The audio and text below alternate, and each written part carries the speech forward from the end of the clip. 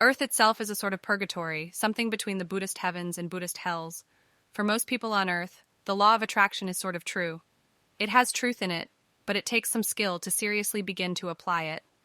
On Earth, we see some of the results, but a lot of the results are hidden in what Abraham Hicks calls the vortex.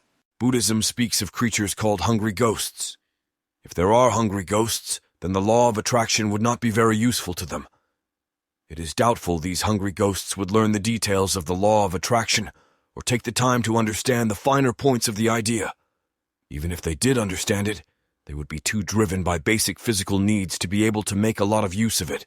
The Buddha himself said that it is good to be born a human because those in heavens are too intoxicated by pleasure, and those in the hells are too consumed by pain to find enlightenment. The same applies to using the law of attraction. To those in the heaven realms, the law of attraction is natural life. In heaven, if you want to physically travel to a place, you just think about it, and you are there. If you want to meet a person, you just think about them, and they soon show up. This is all very normal in the heaven realms.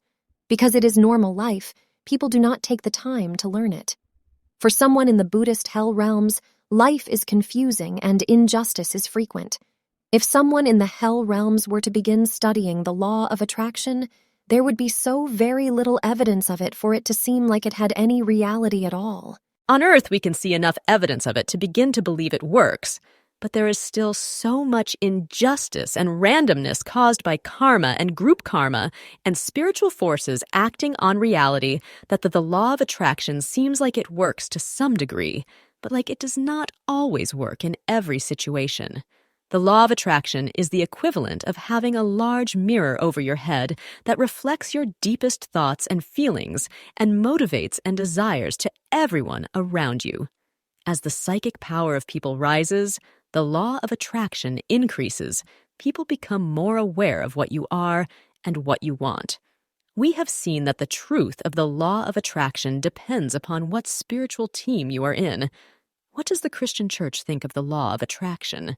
Churches often have a problem with books and teachings on the law of attraction. This often has to do with the issue of control. The fear is that the law of attraction, could easily become a religion itself and could lead people away from the church. Look at the psychics on YouTube. Look at the people who claim to be channeling something from the other side.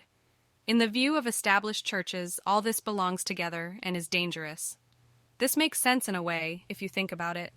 A religion that is thousands of years old, that survived ancient Rome, and that comes from a religion which survived ancient Egypt. This religion would not have survived if it was open and allowing to all the religious fads throughout the years. Therefore, as a protective ego survival, the religion itself must be very careful of anything which could or might threaten it. However, in America and the world, 30 million books on the law of attraction have been sold. Liberal Christian churches such as Unity and Scientology openly embrace the law of attraction. The idea is a large part of American culture. From the Catholic side, as one Catholic put it to me, if you believe in the law of attraction, then you, quote, attract to yourself psychics and spiritual forces apart from the spirit of Christianity. Yet the law of attraction itself, a natural result of the psychic power of all people rising. It is the equivalent of having a large mirror over your head broadcasting your thoughts. It happens whether you study it or not. The church is not necessary against the individual teachings of the law of attraction. It is more against the possibility of wrestling something else for control of the way people think. We have discussed Buddhist heavens and hells. Let us talk very briefly about the afterlife and our viewpoint of it. This way you can know where we are coming from. From what we can tell, judgment after this life will be: first, in the next life we will be judged by who we are. Assuming that spiritual avatars such as Jesus or Krishna have the power to cut spiritual cords to habits and raise our level of consciousness by removing defilements, sins, and other types of spiritual darkness from us, then these such as Jesus or Krishna change who we really are and can affect our placement in the next life. i.e., there may be spiritual truth in the idea that Jesus saves, and there also may be spiritual truth in Buddhist practices. This is because avatars might have the power to remove defilements, sins, karma, etc. Second, we will be judged by what spiritual alignments we have. All those who call on me are mine, Krishna. This means that if you honestly belong to a temple or a church or religious organization in good faith, alignment with this temple or church might alter your spiritual level and change what happens to you after death.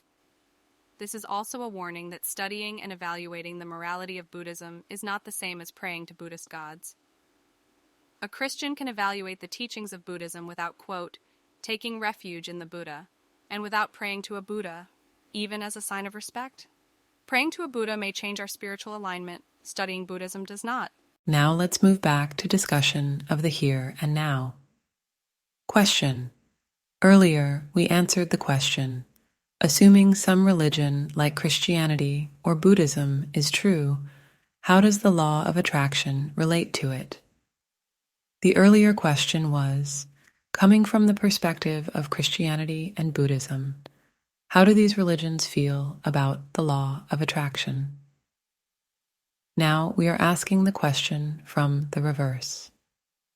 Assuming the law of attraction itself has truth to it, how does being a Christian or being a Buddhism affect you? The law of attraction, as understood in normal culture and portrayed in movies such as The Secret, often translates into be happy, think positive thoughts, and things will work out. The teaching itself is more exact. For example, Abraham Hicks taught that if we speak of heartbreak, then we are attracting heartbreak to us. If you talk about money, you might be talking about money, or you might actually be talking about poverty. Thus, if you mention the word money, you might be increasing your money, or you might be increasing your poverty. Actually, the teaching is deeper and more sophisticated than that with important twists, but you have the overarching idea. What is the highest spiritual vibrations, and how is that different from normal law of attraction? In short, if we have heavy karma around us, then the law of attraction is less effective. If we have opened the portals to darker energies, these energies themselves can and often do have very negative effects on our careers, our financial life, and on personal relationships. These dark clouds are much more pervasive in our modern culture than we acknowledge. Each religion contains deep roots that have power deeper than a word said in the moment. For example, imagine that 1500 years ago, a person started making a vow. This person was the leader of a Buddhist spiritual movement, something like the fifth patriarch of Zen.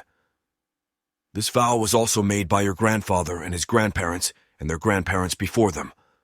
The fact that this vow was made by your grandparents and by your great-grandparents can mean that the vow itself has power to remove dark clouds from your physical life now. Further, suppose that your grandmother tells you that your great-grandparents did not actually make the vow, but they lived in a community where everyone else around them made the vow. In ancient Rome, when they spoke of the ancestors, they were not only speaking of your parents and grandparents, they were speaking of all the spiritual energy left over from people who lived on in the same country as you. The same energy can affect you here and now. So in the above example, the vow has a sort of group karma spiritual energy, regardless of whether your grandparents made the vow or not. You yourself are not sure it is worth making. You watch TV a lot and talk to your friends on Messenger, and the culture around you seems very different in attitude from this vow. The world today feels very different from this vow. Question. In terms of the law of attraction and in terms of your ability to attract something into your life, how does the fact that this vow once existed and that it has spiritual energy around it relate to your physical life now? By asking this question, we are beginning to understand how religion itself relates to the law of attraction. In terms of the law of attraction, how does religion itself affect us? Religions contain some very real truths, but also contains ideas of being humble and ideas of self-punishment and ideas that sorrow is somehow useful and necessary. When you hear the word sin, most people cringe. This cringing is an effect of this energy brought to us by religion. This means that from the perspective of law of attraction, religion itself can be very beneficial and can also implant unnecessary ideas of humility and need for repentance, which does not improve our physical life here and now. How can a person use religion to stay in the higher spiritual vibrations and merge that with the teachings of law of attraction? Today, many people believe we should not speak of moral values. Things like subjective morality are popular. Like many people, the writers of this post ourselves have gotten fed up with some preachers trying to force morality on the world so that they themselves can live in a good world. As if the preacher had a problem in themselves, they were trying to avoid by preaching. As if the preacher was preaching only to bring in more converts and increase their ego. In this culture, we think television is normal and harmless. What type of television I watch will have no effect on whether I can get a job and what type of job I get. We think whether I say curse words outside of business or whether I treat others fairly and use appropriate language outside of work will have no effect on how my employer sees me. The question then is how to merge religion and modern culture. If you are into religion, this is not meant to sway you. If you are against religion, if you do not understand religion, if you are not big on religion, the key is in understanding where both are coming from. The key is viewing both religion and modern culture both as forms of guidance. Imagine you had two friends. One was overly conservative and perhaps a little weird. The other was total hippie, so much so that it freaked you out. The friend who was overly conservative would sometimes give you advice that seemed unbelievably extreme. For example, they refused to drink regular Coke. Yet this friend is extremely smart and often had reasons underlying what they were saying. In the case of Coke, they are more okay with versions of diet or sugar-free versions. As with everything they say, there is something behind it and it is worth listening to, even if you can't take everything they say into your life. The friend who is a total hippie is not evil, but is extremely careless. They once talked about robbing a grocery store because they saw how much fun the people on TV were having as they did it. With this friend, they entertain you, and you essentially like them, but you always remember that they occasionally go off the deep end, and it is much better for you to avoid the extremes of what they do. Another way is to think of viewing religion as guidance. It has been said that the Jewish laws of eating kosher food was actually a very good thing, because it kept people away from foods that were dangerous during difficult parts of history. For example, the rule against eating pork may have kept people from getting infected with diseases from pigs. Likewise, certain preaching concerning the way we, quote, should act might contain the essence of what is spiritually useful to us in terms of our ability to manifest physical results into our life. Things which are classified as immoral often do attract negative results to you. Additionally, as the psychic powers of all people on earth are increasing, thoughts which were okay in the past might be less and less valid. Watching TV too much might not be immoral, but under law of attraction, it might attract lazy things to you. Specific advice.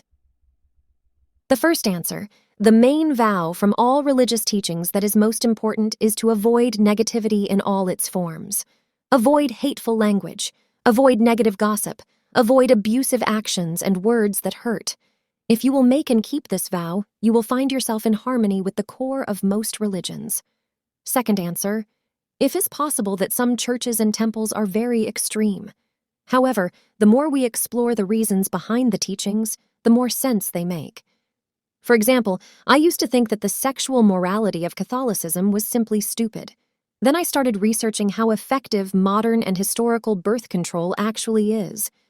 Over a period of 10 to 20 years, how likely is any birth control method to always work? This itself does not give or prove an answer. The point is that the deeper we honestly explore any issue, the more likely the religion is to have a valid point with considering. Likewise, if we take ideas that seem hurtful at first and meditate on them, they often contain a seed of truth. For example, the teaching, "We are sinners."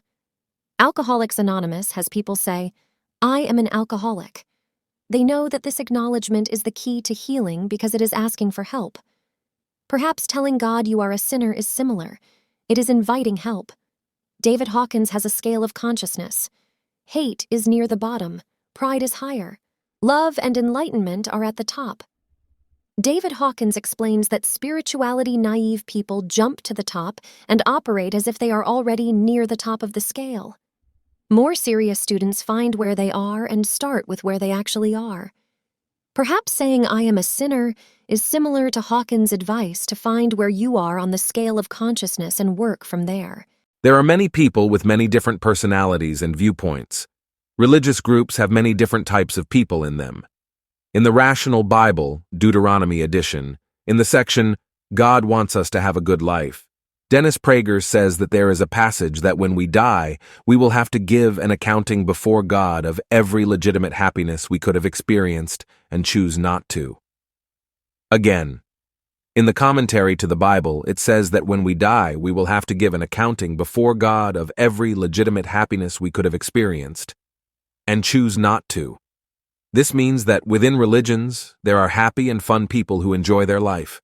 The results of being involved with religion, while being mindful of the law of attraction for most people, often are first, being tested by the bodhisattvas. This means that something from above will often test you to see how sincere you are before benefits come your way.